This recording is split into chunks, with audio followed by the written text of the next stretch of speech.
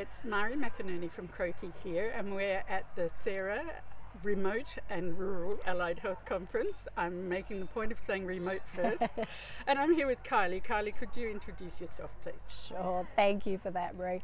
I'm Kylie Stothers. I'm a proud Jawoyn woman, born on the lands of Jawoyn, Waterman and Dugman people in a town that's known now as Katherine or Katherine. And I'm the proud Deputy CEO of Indigenous Allied Health Australia. Fantastic, thank you. Now, you gave the opening keynote here today. What was its title and what were you trying to get across? If you remember the title, that was rude of me. What were your main messages? Yeah, I'll have to remember my title. But really, I wanted to use this year's conference theme, which is really about going the distance and how do we thrive in remote and rural Australia. But I wanted to do it as a reflection piece from the impact that Aboriginal and Torres Strait Islander health workforce, particularly the allied health workforce, has had in remote and rural Australia. And so, I just wanted to really highlight the fact that we are now in spaces we weren't before.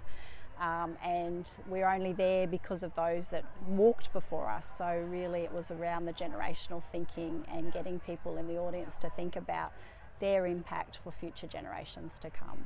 And you talked about particular people in your life. Do you want to just sort of mention who was important in your career? Yeah, absolutely. First of all, I'll say there's so many people that I'll completely forget everybody, but everyone that comes into my life, I always truly believe it's for a reason. But I honoured, obviously, my Jawoyn women. I come from a long matriarchal line. And so my great-grandmother, who I never met, Rosie, my grandmother, Daisy, my mum, Joan, and my daughter, Kira, is a line of strong women and continuing those spaces. But I also acknowledge people like Patrick Dodson, the former senator, who has a really close connection to the Angus family in Katherine, and his leadership as the godfather of reconciliation. And also our amazing CEO of Indigenous Allied Health Australia, Donna Murray, a proud Wiradjuri and Wanneroo woman who's been extremely influential on my life, particularly. Fantastic. Now, in talking about the impact, you were trying to give a broader message of people to think about their own impact, but what do you stress about the impact of the Aboriginal and Torres Strait Islander health workforce? Yeah, I guess what I was trying to really generate with the conversation this morning in the keynote was that obviously Aboriginal and Torres Strait Islander health is often seen through the deficit lens, rather than embracing that it's the longest living continual culture in the world, and within that there's strengths, and so therefore within the workforce there are strengths. And so I was trying to get people to really lean into the fact that if you have an Aboriginal and Torres Strait Islander allied health workforce in remote and rural Australia that is supported, that is valued, that is absolutely recognised as being equal to non-Indigenous clinicians, then you're going to have such a positive impact on better health outcomes for everybody in remote and rural Australia.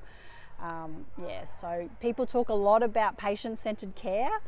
And we often forget that Aboriginal and Torres Strait Islander people are really central to a lot of that work. And so when we talk about culturally safe and responsive care, that's really about clinically good care as well. And at the centre of that can be Aboriginal and Torres Strait Islander people. Fantastic. Now, you said that IAHA has actually got some important pipeline type programs. Can you just sort of briefly talk about the academies and and the Deadly program? Yeah, awesome. So IAHA's got some really great initiatives in this space. So one of them is our National Health Academy. And we've got 5 academies across the country, and they're a school-based traineeship program. So young kids across Australia in those academy sites in year 11 and 12 come into our academy as school-based trainee. They undertake a Certificate 3 in Allied Health Assistant, and they also come out with their year 12 qualification. And then it's a pipeline, it's a pathway to ensuring that young people can actually go on to whatever they'd like to do in their career. And some have gone on to university, and some work as AHAs across the country as well. The other initiative we have is our High School to Deadly Careers program, which I just absolutely love being a part of. And that is where we bring our Aboriginal and Torres Strait Islander university members or early career graduates who are out there working in allied health, and we take them into remote and rural Australia to be the aspirational, to be the role models to that next generation, because we often, our past chairperson, Tirapa Ritchie, Ghana man, always reminds us you can't be what you can't see. And so our idea is we will take our mob out there to just inspire that next generation. So there could be a young person who was just like us sitting in a classroom thinking, I'm not sure what I want to do. And they may meet someone and be inspired to take that next step on their health journey. Terrific. Yeah. Now, you had some messages for allies today. What are they? Yeah. I had some strong messages for our allies in the audience, and I guess post-referendum, the biggest thing is what's an ally in this world now today, and what's a genuine ally. And here at the Sarah conference, we know we've got genuine allies out there who are doing the hard work and doing the hard lifting, and we can't do this work without you. Aboriginal and Torres Strait Islander people need you to be in our spaces. And so one of my calls to action, I guess, at the end of the keynote was what's a 1%er that our allies can take away about impacting that next generation of Aboriginal and Torres Strait Islander future allied health clinicians. And a 1%er is something that doesn't take a lot of resourcing. You can do it by the end of this week, something you're going to be committed to taking the cause forward as well. A couple of practical examples? Practical examples is thinking about when you're interacting as a clinician with the next family you're working with, the fact that you might be seeing Nana, for example, about, you might be the optometrist and you're doing Nana's eyes. You don't understand that you might also have Nana's grandchildren are watching that interaction. And if you're showing genuine care and commitment to Nana and the way you're working and talking about your profession, you actually might be just as inspiring that next one sitting there thinking, I might want to do optometry as well. Beautiful. Yeah. Now, we all don't work on islands, Yes. and you're in Katherine. Yep. You've got a new government. Yes. Is it worrying you from the perspective you talked about your son? Yep. What are the worries for you, and what can allies do there? Yeah, absolutely. I mean, you grow up. I grew up as a Jawoyn woman in Katherine, and I knew the role of politics before many of my friends had to understand. We got to 18 and you could enrol to vote. I already knew what the power of voting meant before I got to 18, whereas my non-Indigenous friends at school were privileged not to understand the power of that. And I guess I always say to allies is don't underestimate the power that you have. For Aboriginal and Torres Strait Islander people, we're roughly 3 to 4%, depending on what set of data you're looking at. We can't do this work without the rest of the 97% of Australia's population. We need people to be genuinely coming to the table to help us work together to make a better change. And yeah, I do. I live in a community, and I live in the Northern Territory, and we probably are one of those political footballs out there. And we have a new government. And with that new government means new change that absolutely impacts my people, my families, my children. And despite that, we have to find ways to work together. But it is a little bit scary when I have to think about the great initiatives we're doing at IAHA to keep young people engaged in school systems and to become their best versions of themselves.